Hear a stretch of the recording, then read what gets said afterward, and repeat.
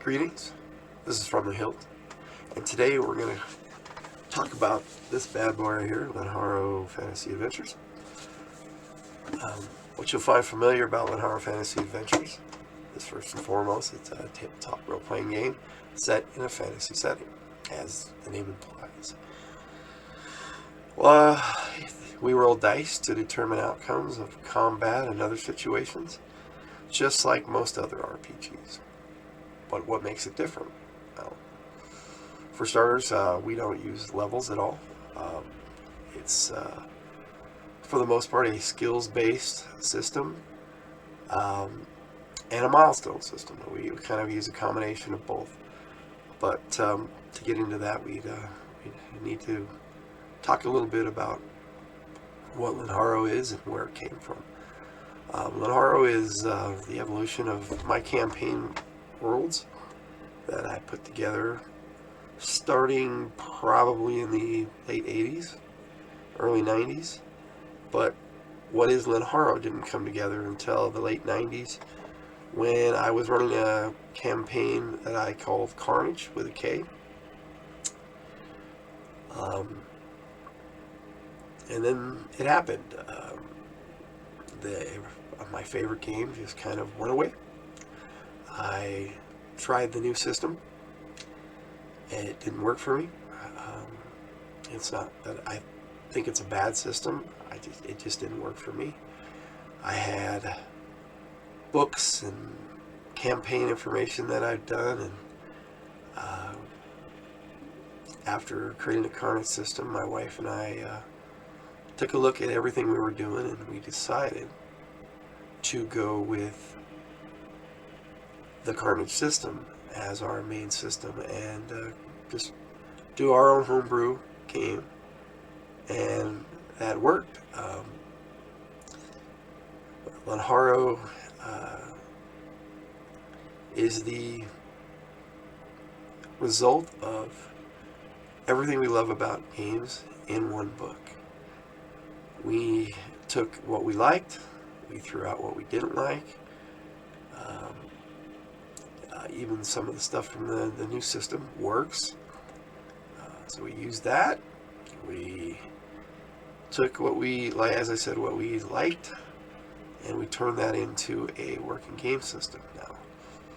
Also, what makes Lenharrow different is the fact that we don't use classes. It's basically the same thing we use for lifestyles. Basically, a lifestyle is who your character is, but as to what they are, that would be their race. We didn't slack on race at all. We have quite a few selections. We incorporated animate into our game system, and something called a Garn, which is a creation of mine that I made up on the spot one day because I was challenged by one of my players to make something that was truly unique. So I hope when I go over this that things will be made more clear. And let's get right into it. This is the cover that my wife, the Tiger, did. You're going to notice some things like on the sidebar. It says Christopher Hilt and Shannon Watches. Shannon Watches is the Tiger.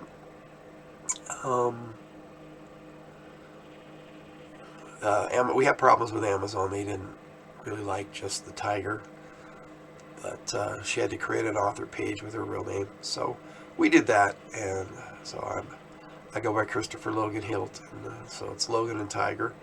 That's always been our monikers for running fantasy adventures. This first section is the light edition for the player's guide. The player's guide is set up very simply. In the first chapter is all the stuff you need to know how to make a character and how to play it in a game. We have in-game mechanics. We cover character creation and combat. Combat is relatively simple. It's mainly the preview of what we call the referee, or game master, or storyteller. What you'll notice first is that we go over how to use the dice, which most games don't. We usually have a big page about all the abbreviations we use in this book. Then we go through the steps of character creation. I'm going to actually have a video about specifically making characters, but there's the light edition as a kind of bare bones of what we actually can do with Lenharrow. So our character creation video is going to be kind of a review of the accessory, the character creation companion, and that book is specifically dedicated to creating characters, and so we'll really go over it then. But I'll give you the gist of it here. You get your basic character information, which is your name, what campaign you're in, and so forth. Then you select a race, and in the light edition, we just have your 10 standard races. That in this game system we have animen, arachnoids, drolls, which are dragonmen. Arachnoids, I should go back a little bit. Arachnoids are spiderians, they're spider people, and scorpions, which are scorpion people. And you have your standard fantasy races: dwarves, elves, humans, halflings. We also have gnomes. We have the Garm that I mentioned before. And giantines, which are tiny giantines. Tiny giants, I should say. And we go through quickly on what you need to make your character, your starting age, and height, and weight, and the ability score adjustments. And like most other games, we have ability scores, but before that, you would want to pick out a lifestyle, and we have the 10 basic lifestyles: adventurer, bounty hunter, a common laborer, nobleman, a religious man, a savage, a scholar, a soldier, and tradesman. Now, we'll go into a little bit of what those are in a bit. Then you pick a personality, and in Lenharrow we don't do like strict alignments or anything of that nature. We just, whether you're good, neutral, or evil, and that's basically how most people are. So we just go with that and let people roleplay as they see fit. We have a system of generated ability scores, just like most games. And like most games, we have 6 basic ability scores, but what makes Lenharrow way different is the fact that we add them all together to record what is known as your power score, which is the sum of all your other ability scores together, which determines how many hit points you start with, how many talents you start with, and it basically it gives you all the things you need to start your character off. We have, like I said, 6 standard ability scores: agility, charm, insight, intellect, might, and vitality. And then, like I said, we had your power score, which determines, like I said, your starting hit points, how many hit points you get per increase, and we'll get into that a bit later. Your healing rate, when you rest, how many hit points you get back. Your base attack rating, or AR. Your faith. What faith points are is basically a little bit of extra thing we added to the game. Like I said, everything in the game system is completely optional, and referees are free to use or not use whatever they like. I like to use faith points because it gives players a little extra edge. And what it is each faith point, it can modify a die roll by 1. It works out very well once you get the hang of it. Your talents are not necessarily skills, but things that you know how to do and you're good at. And so we have a difference between talents and skills. And when you know how to use a weapon, you're talented with it. So that falls into that category as well. And then how much it costs to purchase an additional talent slot. And then we have our basic chart on what you get for each ability score. And our ability scores run mostly from 1 to 18, like a lot of other game systems. It can go above that. The light edition cuts off pretty much at 20, but there are a few races that can have 21 might. But we try to keep it within that range. The power score ranges from 6 to 109. The sweet spot is 85 to 100, but which is what most characters will have. And that's what we generally like to shoot for when we're rolling up characters. And then you have your hit degree, which is basically the sum of your life force, and determines what kind of character you are, whether you are a basic character, an intermediate character, or advanced. And then your hit points. And hit points, we divide those by 8 to create a hit degree. So 1 to 8 hit points is 1 hit degree. 7 to 16, or 9 to 16, I'm sorry, is 2 hit degree, and so on. We can get into that a bit later too. Resistance rolls are your chance to avoid certain things, like when a spell is cast on you, whether it affects you, doesn't affect you, or you take some or all of the damage. A lot of game systems use similar things. We broke it down into categories of physical, mental, magical, and spiritual.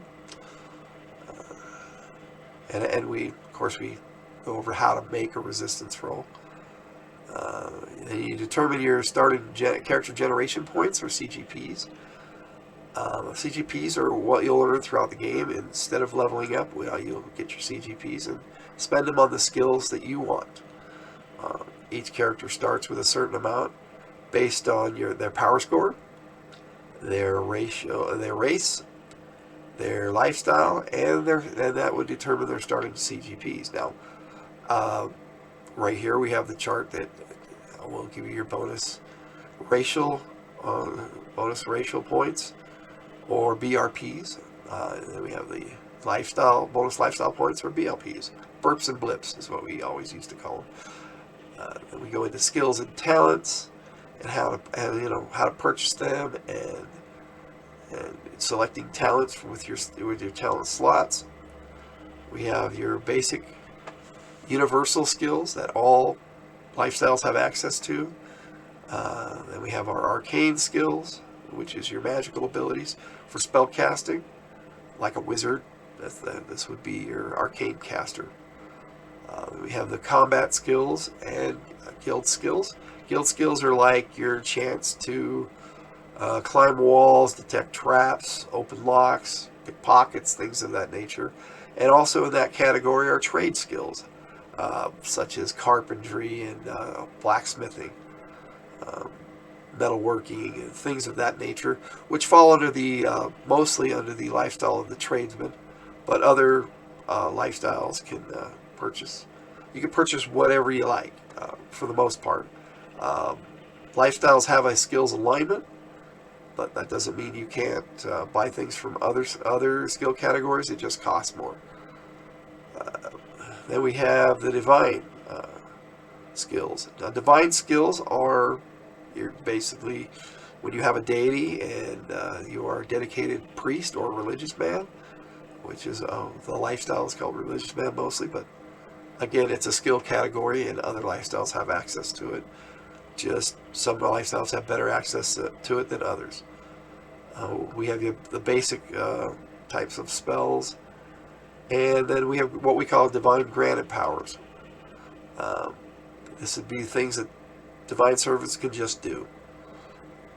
Then we have the talents list, and we've broken talents into 3 categories: judgment, physical, and lore. And when you use a talent, you make an ability score check. You roll a 20-sided die, and if you roll your ability or less based on your modifier, and this is applied to the ability score and not the die roll. So if you have, say, a 12 insight and you want to make a conspiracy check, you would go to your insight, and you have a 0 modifier when you take it with the 2 slots. and so you'd have to roll a 12 or less. Let's say if you had clarity of thinking, you would have to roll that, and you have a 12 minus 4, so it would be 8 or less. We try to keep things simple. That is the difference between skills and talents. Skills just work. Talents you have to make a check for. To make a character, we determine starting funds. Our money conversion is, we keep it pretty simple. We have purchasing and determining gear and defensive rating. So we have our weapons chart here for the basic light edition. The notes on how all that works. Then we have armor, type, and defenses chart. And this gives you your bonus to what we like to call a defensive rating. We don't have just a single roll based on the armor. It's overall defensive rating is what your character has based on what they're wearing, what their skills are, and how agile they are. So from your agility, you may have a bonus or a penalty, or not. There's on the average ability scores of 9 to 12, there are no bonuses or penalties. And then a little brief description on what these things are. We have our gear list. We don't go in descriptions for a lot of this stuff because we feel that a referee should be able to determine in their world what everything is, their campaign world. Then we have standard packs. This came about way early on while we were gaming, where we had a standard generic pack or equipment pack. But we went a little further with Lenharrow, and we designed a pack for each of the lifestyles. So we have like an adventurous pack, and in this pack, for the purchase price, we have, like I said, we have the lifestyle packs, and each one has a certain cost. We have the one for each, like I said, for each lifestyle: the bounty hunter, the common laborer, the tradesman, the nobleman, the religious man, the savage. Savages have a pouch. Scholars have a knapsack, but everybody else has a pack. A survivalist pack and a soldier's pack. You'll notice that a survivalist comes with quite a few more things. Well, that's because they live off the land and they need a few other things to survive. Hence the name. Then we go over the final details of a character, and this would include spells for spellcasters, whether you have arcane or divine spells. Our magic combat system uses arcane and divine spell slots. We have a casting level, and each casting level has a set amount of slots. The light edition goes up to level 7. Actually, for players, we have descriptions of how these charts work. But for the players, we actually only go up to 3rd rank. Now, there's a difference between level and rank.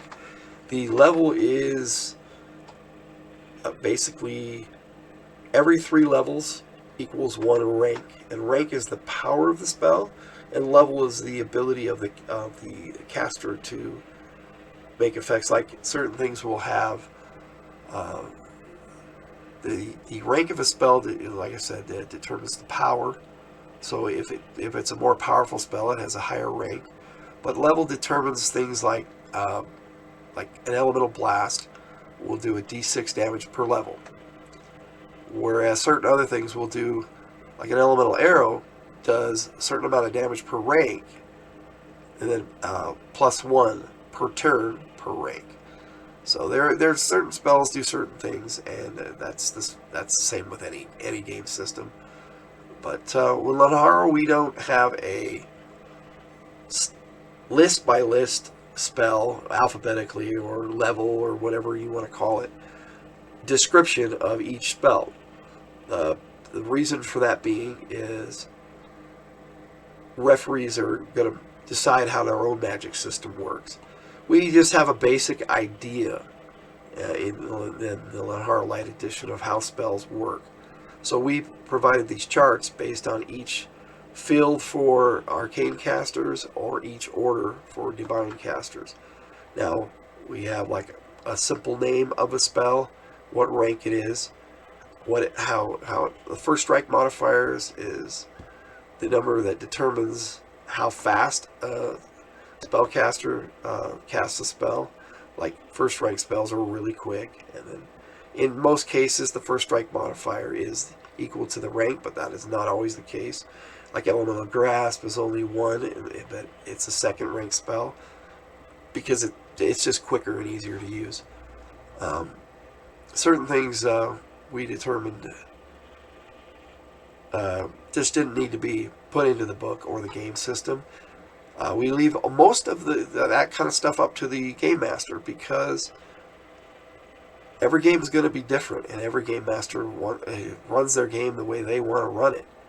So, as I said, we have just a few charts to give players an idea of how their spells work.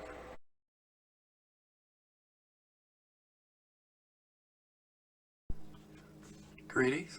Today we get into the second part of Lenharrow Fantasy Adventures. In part 1 we covered character creation and the steps on how that works. And in part 2 we continue the Lenharrow Player's Guide section. And hopefully we'll get through the rest of this book pretty quick.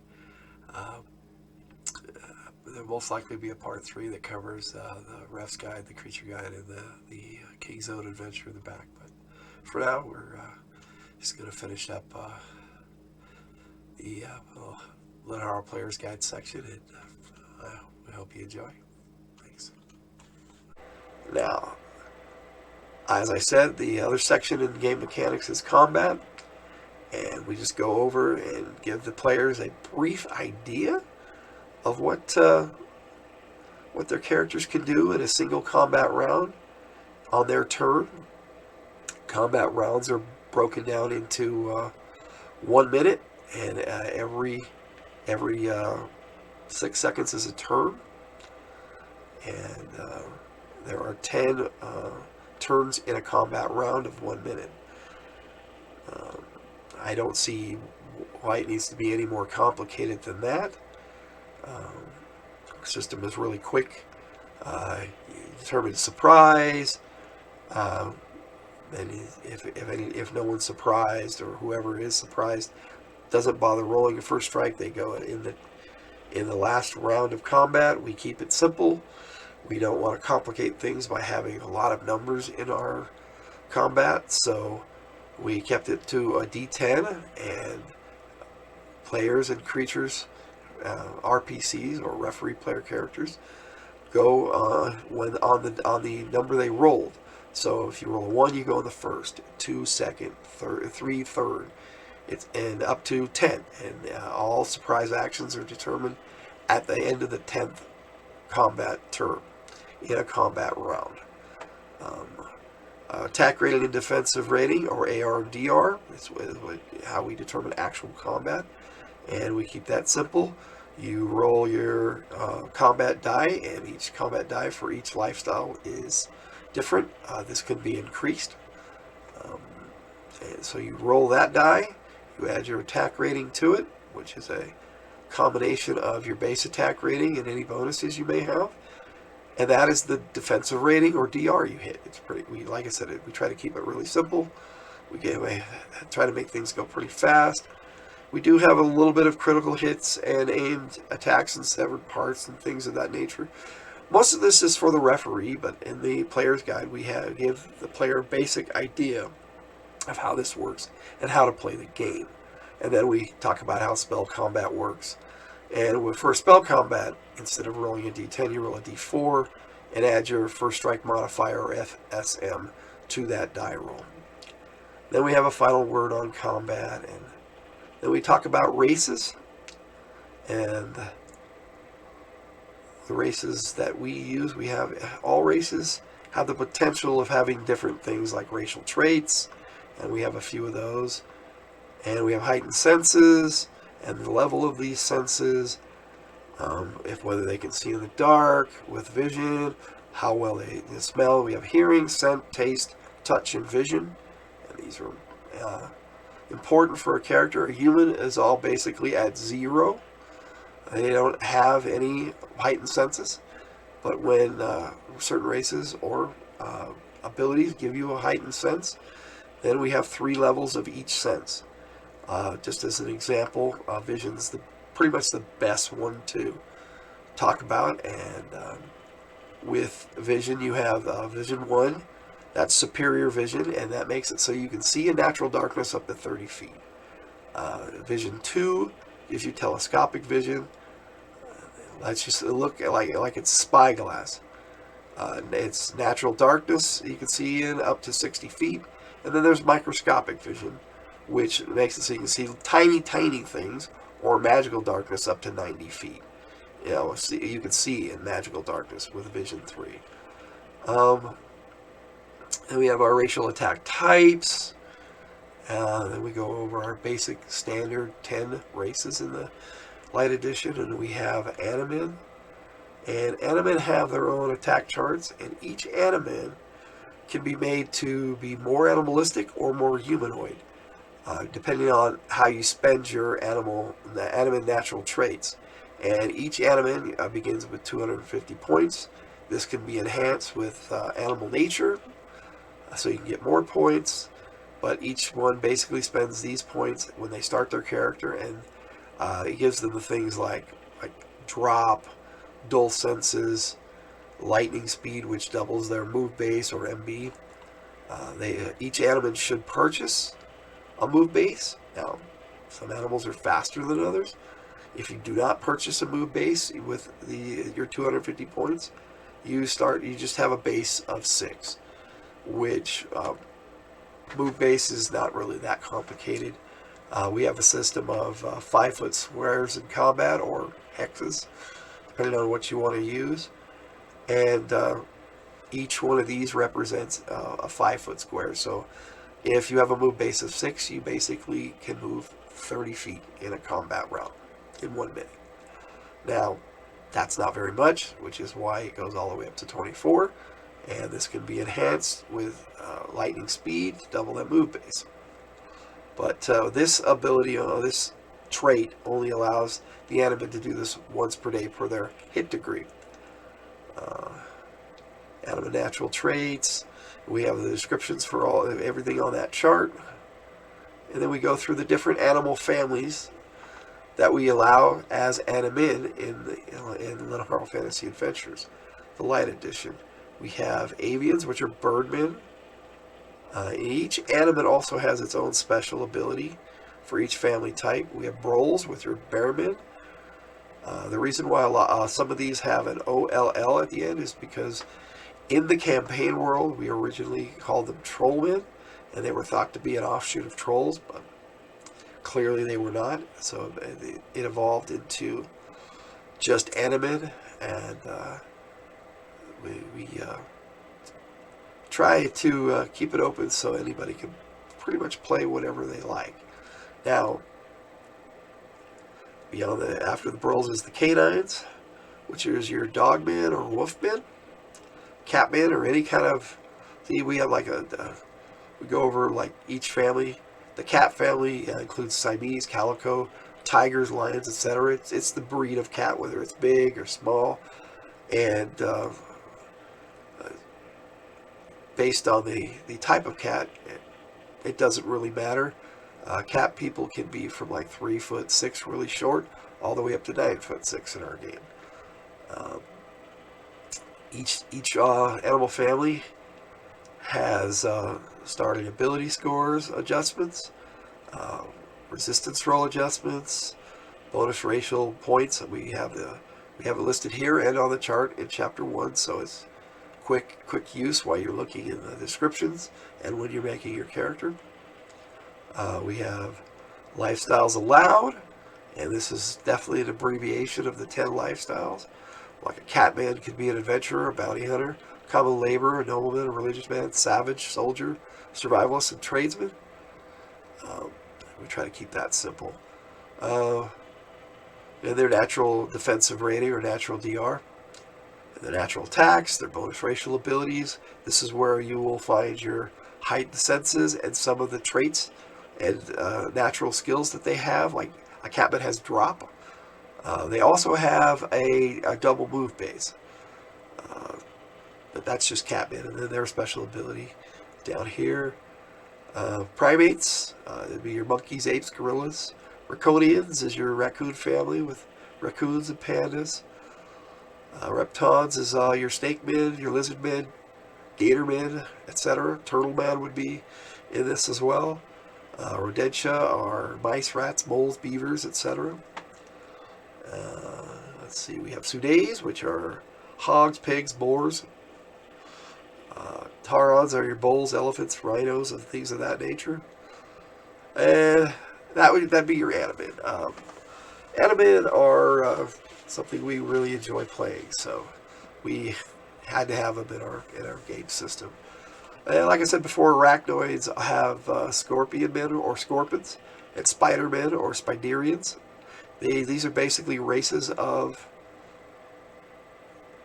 the scorpion humanoid and a spider humanoid. Then we have the two types, the scorpion and the spiderian. And like I said, when we went over the Catman, all the different bonuses and adjustments that they have.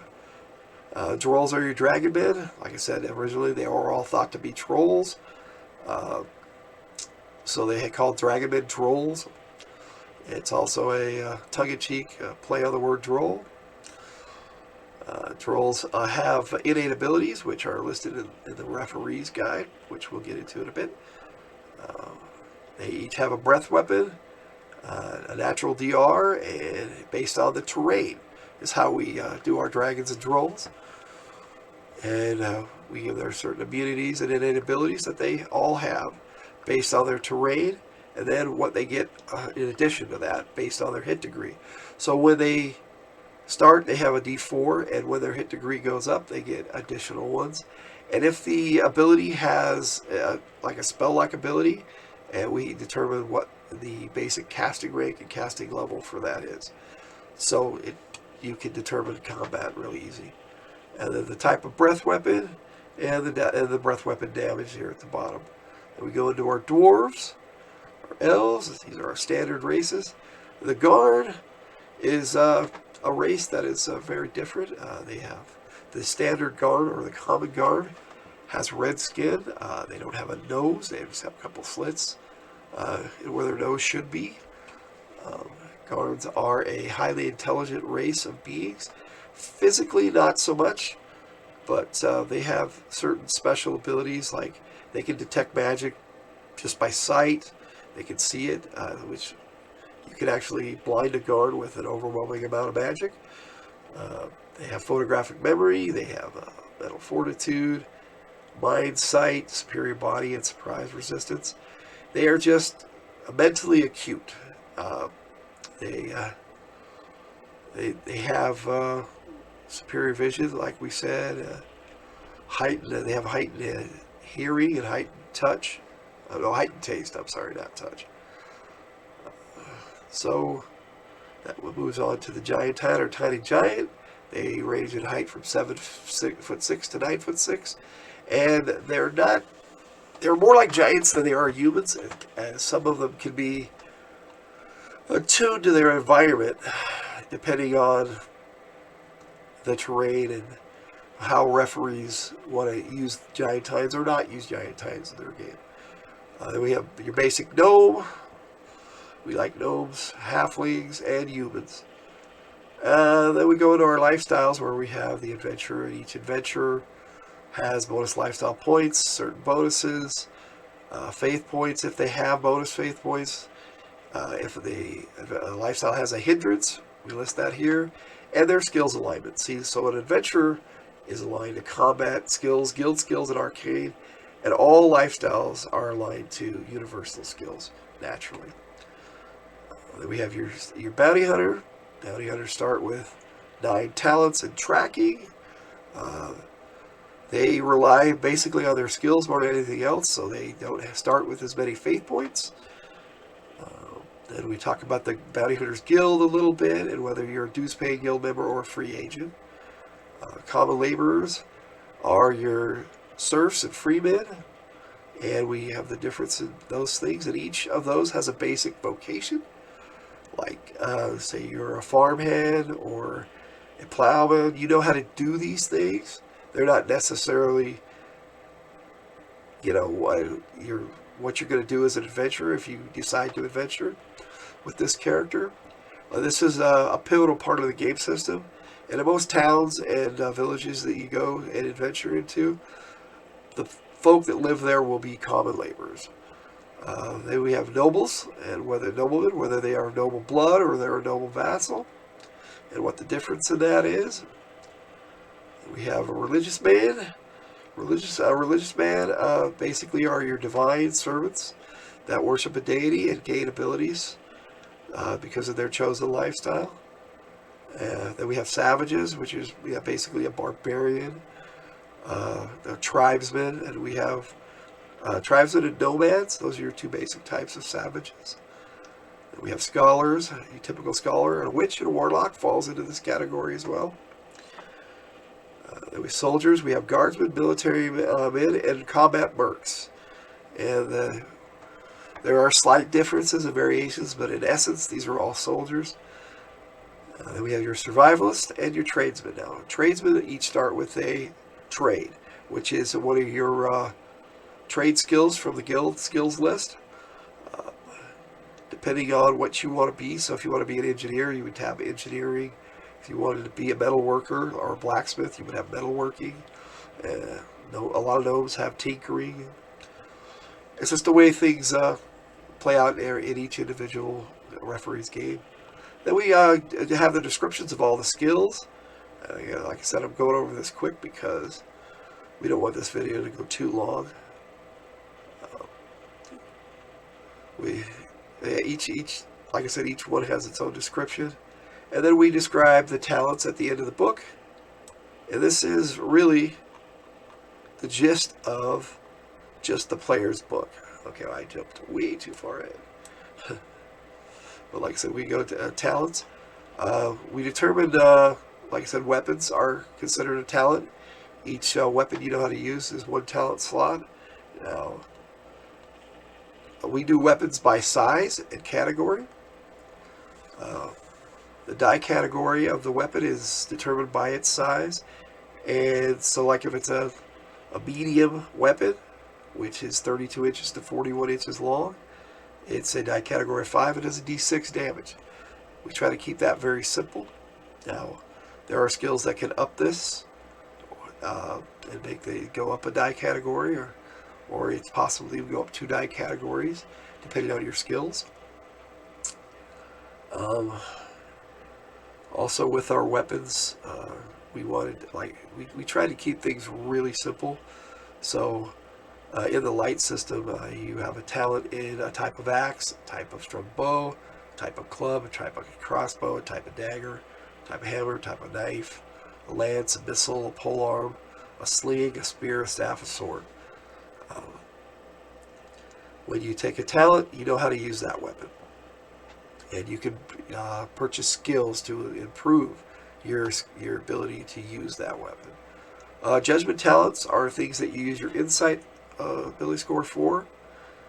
And we have a description for each of those. Physical talents are anything that is charm-based, agility, might, or vitality. Basically, anything you can do physically falls into this category as a talent. And then we also have lore talents, which is your intellect. So, like we have certain lores like animal lore, astrology is a lore, bookkeeping is technically a lore. Anything that deals with intellect, as far as a talent is concerned, is considered a lore. And that pretty much sums up our Light Edition players part of Lenharrow Fantasy Adventures. Each section has its own index, and then we have a copy of the Lenharrow Light character record sheet, which is 2 pages. You copy this, you print this up front and back, and it has a list of all the skills used in the Light Edition. So you can just click it once you purchase it. Everything is pretty straightforward. Then we have a Light Arcane Spellbook, which covers spell ranks of 1 to 3, like we said, and then if referees allow players to make custom spells, we have a space for that here. The same with the Divine spell list and spells that the Divine Servants come up with.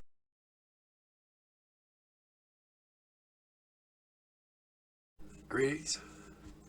This is Lenharrow Fantasy Adventures Part 3, where we go over the referee's guide. If you haven't seen parts 1 and 2 that cover the Lenharrow Player's Guide section of the Light Edition, then you should probably check those 2 videos out. This video ran a lot longer than I thought it would, so we ended up having to have a 4th part that will cover the creature guide, the King's Own Adventure, and the summation of the entire book. So without further ado, let's get right into it.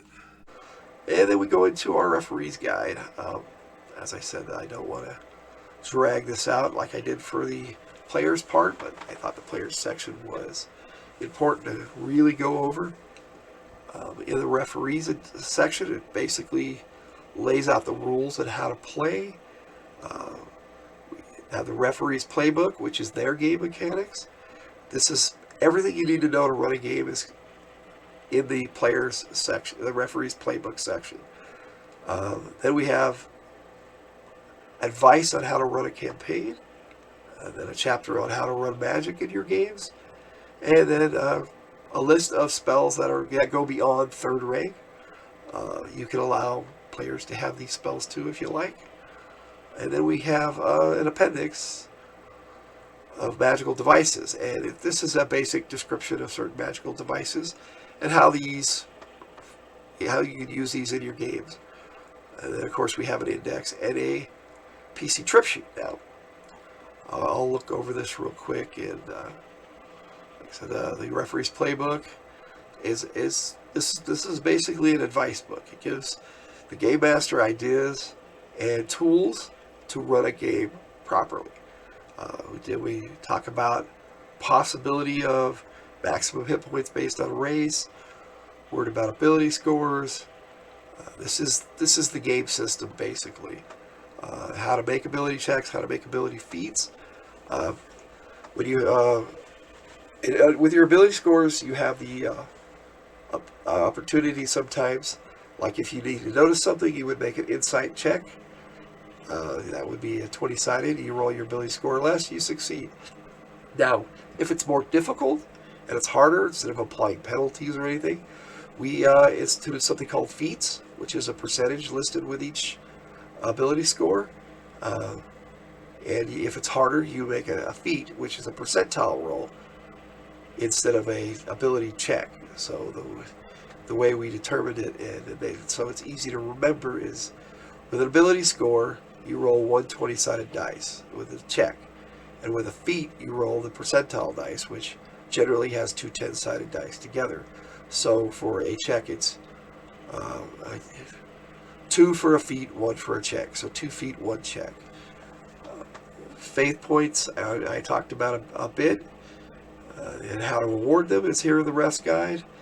And then we give the rules for how talent slots cost, how all that works, how resistance rolls work, a little bit about how to help players create their characters, and notes on the lifestyles. Let's see, how to give CGPs, how to help players spend their CGPs, how to purchase skills and talents. This is basically the meat of the rules of the game system. We have a chart on how to give CGP awards while playing. Now, as I said, everything in the game system is optional. We give you these tools to use, not use, or adjust as you see fit. Then we go into detail on how the combat system works, how you run a combat round. Like I said, you determine surprise, then you do your first strike rolls. For the ref, we have possible surprise modifiers. We have the actual combat of attack rolls. Each creature has its own combat die based on their hit degree, and resistance rolls based on their hit degree. Like I said, we try to keep things as simple as possible so that you can just play the game and not worry about how the mechanics work. We let the referee worry about how the mechanics work is our philosophy on it. Then we inform the ref on how attack types and status effects work. Now, as I said, these can be modified, but we have your basic attack types of a bludgeoning weapon. It looks like a club or hammer. It's basically smashing. Piercing is stabbing. Slashing is cutting. And then ranged attacks are anything that project a missile from the device or the weapon to a target. A bow and arrow, basically. Then we go into the other attack types, like we have charge attacks.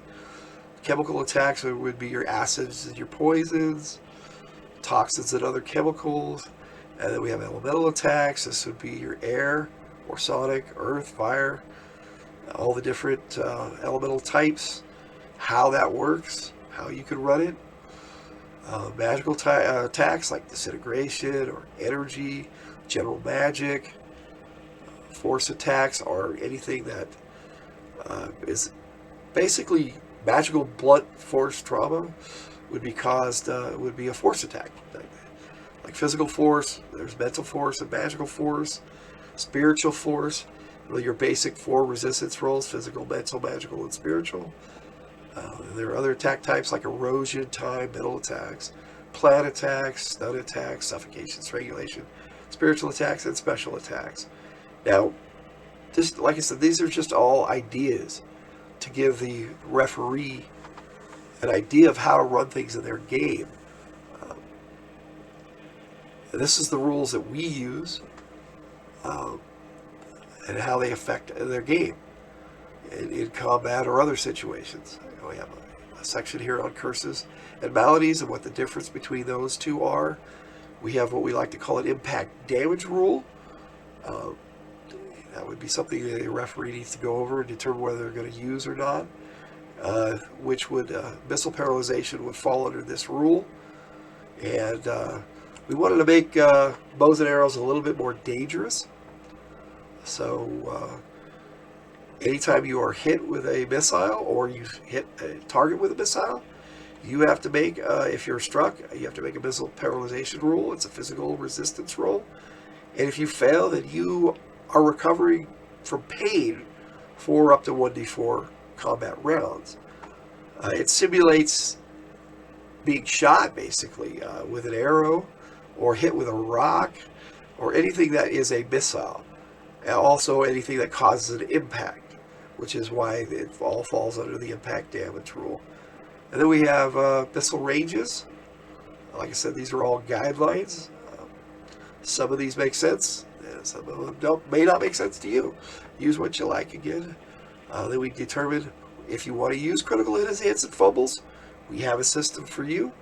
If you want to use it, use it. If you don't. I put into this critical hit system everything I thought works about critical hits and critical fumbles. So basically the way the critical hits work is if you roll the highest number on your combat die, it's a crit. If you roll a 1 at any time on any combat die, it's a fumble. And then you back that up with a 20-sided, and that determines the results. Now, with a critical hit, you add the 20-sided to your attack rating total roll, which is your combat die roll, added to your attack rating, and then you add the 20-sided, whatever you roll on 20-sided that, and that determines the severity of your critical hit. And whether you're a normal melee or whether you're a master, determines whether it's easier to get damage multipliers. Now, if you fumble, you roll a 20-sided. Like a 1 to 4 is a miss. It's just a miss. But if you roll 5 or higher, things can happen. You can drop your weapon. You can hit someone at random. You can definitely hit a party member. You can hit yourself. Well, that's a way fumble, and these are different between the normal melee and the weapon master. And skills determine when you become a weapon master. Then we have item resistance rolls. This can be important in case an item is attacked by something like, say you drop your sword in a pool of lava. What happens? Are you able to pull it out before it disintegrates, or does the item just succumb to the lava? If somebody tries to break something with, like say you want to break some glass, it should be pretty easy to smash glass. So you would have to roll a 2 or less not to have your glass break, basically, by somebody trying to smash it. But, on the same token, if somebody's trying to smash, say, steel, it wouldn't be that easy. On rolls of 1 to 15 on a 20-sided, steel simply would not be broken. Now, also magical devices may increase these rolls, so referees will need to, if they want to use this system, they need to read this and make sure they understand how this works before they use it. And then you bring it all together, how all of it works together, and then I give a final word on how to use the referee's playbook or your game mechanics. Now, Chapter 2 goes into campaign details, like I said, how to run a campaign. And so we talk a little bit about Lenharrow and the continent of Loire, which is where most of our games take place.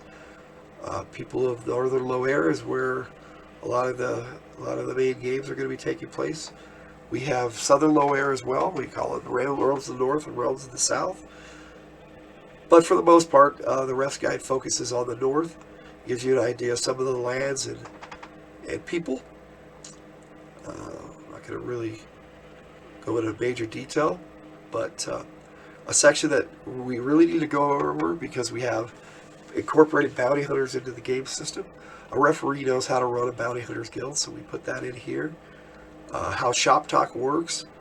Shop talk is basically guild lingo, so they can say words and mean one thing. Like if they say he's an agent, that means he's a bounty hunter. But if they say something like it's a party, it's a battle, so they can have a conversation in front of maybe like somebody they don't want to understand what they're saying about going out and doing some types of jobs that aren't necessarily pleasant conversation. You might want to keep it down on a low key. That would be your shop talk. And this is a skill that can be purchased under guild skills. And we give ideas on this. This is, like I said, these are all just ideas on what you may work into your campaign. Then we go into running the campaign on creating RPCs, or, like I said, we don't use the term non-player character. I never did like that. All characters are players. The referee plays characters, and the players play their characters. Any character that you run into that is not a player is run by a referee. It is, in video games, you have non-player characters, but in a tabletop role-playing game, you do not. Referees run all those characters, so we like to call them RPCs. It's basically the same concept. And then we determine adventure status rating and gameplay. We go over basic games, intermediate, and advanced.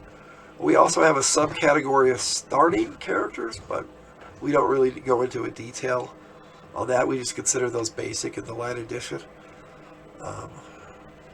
Let's see here. And then how magic works in your game is Chapter 3. We have deities. We actually fixed this. I don't know why it's still that way in my PDF, but how the deities work based on the power of the deity, whether they're a greater titan, a lesser titan, a devotee, a demigod, or an immortal. We have how the magic is divided up and how that works in a Lenharrow game. Then we have a chart that tells you about deities, their names, and what they're the deity of. We are intending to put out a book about deities, but it's not really pivotal to a game system, so we just like I said, we put a chart together, and you can give them an idea of what the name of the deity is if you want to use our deities. You may choose your own myths and types of deities that you want to have run in your game. Then we go into what we call deep magic, which are innate abilities, things that just work. Certain races have certain abilities that just work and that are magical. This can be used or not used, but we have certain races like the Droll that just has deep magic. They have innate abilities. How that works versus arcane and divine magic, and what anti-magic is, and how that works versus deep magic. Then we have the innate abilities chart, and a few, like I said, a few details on how this works in the game. Like, it's pretty self-explanatory that you have an acid arrow, and this is what it does. Like I said, you have a fear aura. This is how it affects the game. Referees are free to determine how this works or doesn't work in their game. Then we go over the types of spells. We have the arcane magic fields and how that works. We have if there's a spell that causes confusion, we have a chart for that. We have extended spells. Like I said, we go up to 5th rank for the referee. And if the ref determines that they want players to use these spells, they are free to do so. We keep things really simple. Monsters only have up to 5 hit degree in a basic system, so they would have up to 40 some odd hit points. Hit points are really simple in our game. We try not to get too crazy with them. This is what never made sense to me about level, so that's why we use our power score and hit degree instead of level. We have summoning charts for animals and monsters. Arcade casters summon monsters, and divine casters summon animals for the most part. Now, referees are free to change this as they want. And the way this chart works is pretty simple. You have the hit degree of the monster based on the spell that you're casting. Like, say you're doing monster summoning 1, it would do 1 hit degree monsters. That's how simple it is. You would roll a 10-sided. Say you roll a 6, you would get a pixie. And this is the page you find it on in the creature guide, which we have in the next section of the Lenharrow Fantasy Adventures. Then we go into what divine orders are, how holy shrines work, and the difference between a temple, a church, and a shrine. Like I said, and then we have the divine spells extended to 4th and 5th rank. Then we have how to determine random possessions or items that are carried on creatures or individuals that players encounter that they have defeated. It's a pretty straightforward system. Like I say, a power class 1 monster would have 1 possession. Sometimes they have more, sometimes they don't have any, and that's very common, especially with animals and other like blobs and the like. You would determine if they have possessions. You would determine by rolling percentile dice whether they have no item. I don't think it should happen very often that a creature has no item. If they're supposed to have possessions, they should have some. But it's possible that they have less or more, depending. So what we determined was you roll your percentile dice, and we have categories of what types of possessions you can roll. Now, there's a chance that they're carrying random junk. It's not a very good chance, but it's there, and then we have that. And then we have common items, uncommon items, rare items, and then 2 rare items. So sometimes they may have an extra special item. And that's done by the power class of the monster. If it's a power class 1 monster, and they have one possession, then you would roll the type and on the appropriate chart to see what that item is. Or if they have a 3 power class and they have 3 possessions, you go to the power class 3 chart. But we have that up all the way to power class 6 in this book.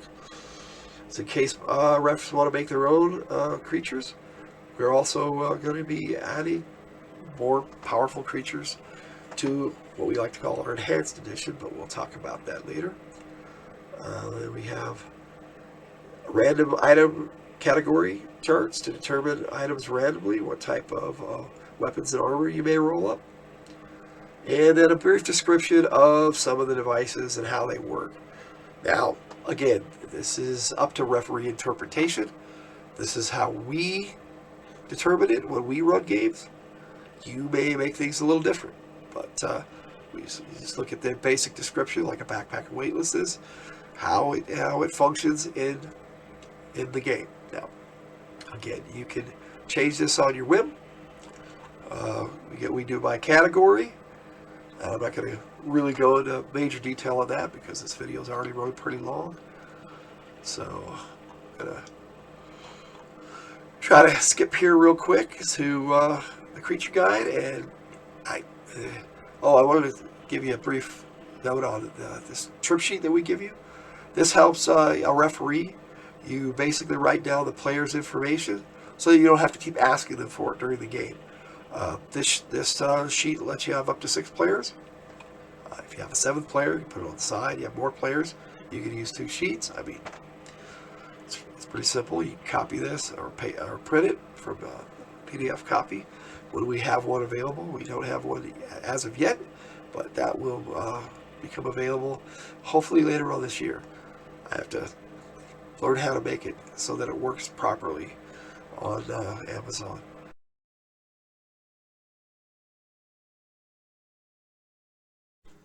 Greetings, this is Lenharrow Fantasy Adventures Part 4, where we go over the creature guide and King Zone for the light edition. If you haven't checked out parts 1 through 3, which first 2 parts cover the player's guide, and the 3rd part covers the referee's guide for the light edition, please check those videos out. With that said, let's get right into Part 4. So then we go into our creature guide. Now, creature guide is basically tells you how to make creatures, and we give a bunch of stats for all the different types of creatures, and we really simplified creatures and put them into specific categories so that they're easier, at least for me, to understand. This is the way we do things. We have animals, and animals are amphibians, then we have birds, fish, the types of animals. Mammals, there's lots of mammals. And we have, of course, we have reptiles, and then we go into bugs. These are all your giant spiders. Anything normal, we have rules for that too, normal animals and normal insects. But basically we have the same stuff you would have for a player character. You have everything a ref needs to run this in the game system. Now, you can use these or not use these, or enhance them as you see fit. We determine everything by hit degree and size, and that determines how many hit points they have. That would determine their hit degree, just like a player. We made it same. Players and creatures work pretty much the same. Now, like I said, we have all in various categories. After bugs, we have what we like to call dweebered creatures. Dweebered creatures are anything that is affected by magic, like say a goblinoid or a construct is made by magic. Goblinoids are once normal mystical creatures, and they've been taken and altered by magic. This would be like your goblins and your orcs and things of that nature. Gorgons are anything that has been corrupted with the element of earth. Gorgon would include anything that turns something to stone or turns itself to stone, and it is basically a corrupted creature. And we, like I said, we go over a few of these things and the different types of goblinoids that we use in our games, and you can use them or not use them. In the adventure part of the 4th book of this Lenharrow Fantasy Adventures, we have a trip sheet, and then you refer back to your creature guide. It's really that simple. Like I said, humanoids, and then after humanoids, we have morphic creatures, which are your blobs and shape changers, and we have a few examples. Anything up to 5 hit degree would be found here in the light edition that we use. Chess mimic. And we have mystical creatures. This includes your dragons, your fairy folk, legendary ilk, and your Zariat. So Zariat, that's something you'll have to read about. It's a million dragons, so that's something of my own creation. Now, I didn't create the idea of a million dragons, but the types that we use, me and the others in our game have created and enhanced upon over the past few years. We do dragons, like I said, same as drolls, by age and terrain. So you have a hatchling, has their stats, and then you determine what their terrain is. Well, you have their hordes and innate abilities. But everything, like I said, is done by terrain. And terrain determines their scale color, their breath weapon.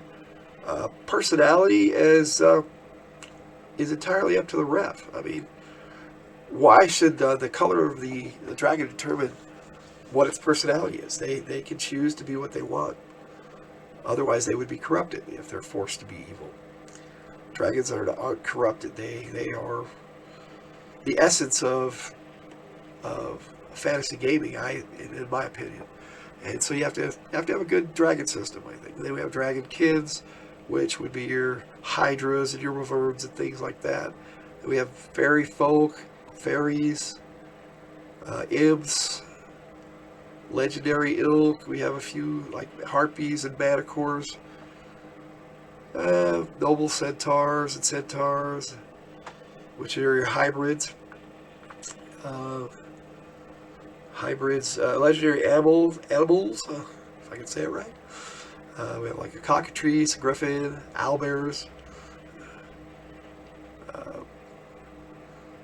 And we have like legendary bugs, like a needle bat, rust beetle. You'll know what those things are. We change the names to protect the guilty. Planar creatures include elementals, fiends, and undead. Elementals are like air elemental, water elemental, fire elemental, earth elemental, and we have combined elements and certain things. Then we go to fiends, and we have them by type, but each type has its own name. So it made it so much simpler based on the hit degree, So a type 1 demon, very similar to old school demons and stuff. That's your fiend types. And we have demons and devils under fiends, and fiendish animals. Loss are a different type of fiend altogether. When we go into undead, we have necroflora, which are undead plants, shades, or shadows and the like. Beyond shades, we have skeletons, spirits, and zombies. And then a basic description of plants. Your bushes and flowers. These are things that can attack you, not normal plants. It could be shrew, yellow mold, heat mold. Things that can hunger you, bark man, dark bark man, spore man. Just things that are basically intelligent or sentient that players may encounter. And then we have an index for that book as well, because I know a lot of people love their indexes, and I like a quick reference to where things are. The blank creature sheet helps you create your own monsters and your creatures. Basically gives you the ability to make like 4 creatures on one thing, or you can do one. Then a trip sheet. The blank creature trip sheet gives you a quick way of writing down your stats for your creatures. We have actually updated this so that it's the same direction as everything else in the book. Then we go into the adventure known as King's Own. And it is a full adventure, and I'm not going to spoil it, because at some point we are going to have an enhanced edition. And we'll give a full review for the adventure. But, like I said, it's a full-fledged adventure that has, the sections, chapters of the adventure. And we have a legend, which is how we do all our adventures. We tell you everything about the adventure, what's in each encounter area, and how to end it with a coda. Coda is an ending. King's, like I said, there's Dwarf's End, which is the city you could start in. The King's Quest, the Journey, Dorno Keep, and the caverns beneath the keep. It's a basic adventure. It's complete. I always thought that each game system should have its own complete adventure. That basically gives you the gist of it. At the end of the adventure, we have maps. Of course, you need maps to run a game. And then we have the RPC trip sheet, which is referee player characters and a quick reference chart. And then we have a trip sheet so that the ref can keep referring to this page, so they don't have to keep looking in the creature guide for each of the statistics for each creature. That, in a nutshell, is Lenharrow Fantasy Adventures.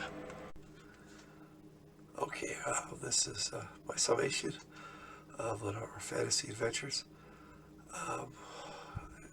Went way longer than I thought, so I had to put it into 4 parts. But what I would like to sum up here is that what I didn't cover was how we do increases for characters. So I'd like to talk about that for a second here. The way that works is basically every certain amount of adventure is determined by the referee.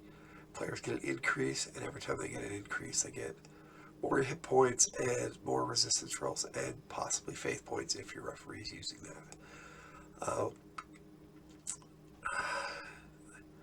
Lenharrow is basically everything that we enjoy about gaming. We put a little bit of everything into it from over the years while we played, and we really enjoy gaming, and we hope that is conveyed in our system. We hope that this video, these 4 videos, actually show you exactly everything that we wanted to. I know that there's probably a lot of things that need to be edited, so you might find a bunch of typos. Yeah, it definitely isn't the format that I really wanted to present, but it's what we have to go with now with what we got. I definitely wanted to put more artwork into it. There were just cosmetic changes that I would have made. Beyond that, though, I think we put together a pretty good book, and we definitely hope you enjoy it. I did want to mention a few things about the difference between the Light Edition and the Enhanced Edition. The Light Edition is the basic game, in essence. It covers the first hit degree of 1 to 3 for player characters. We tried to keep things in a smaller scope. I'm sure there are things that I accidentally included from the Enhanced Edition. I'm sure there are things that I may have left out. It's a big book. I actually originally wanted to put it into like a box set with 4 mini books, but the format that we have it in right now on Amazon is the best one we could come up with for the way things are. And I actually, in the long run, I prefer it in the one hardback volume, because it's one book, you pick it up, it's all right there, and you don't need anything else to play the game other than your character sheet. So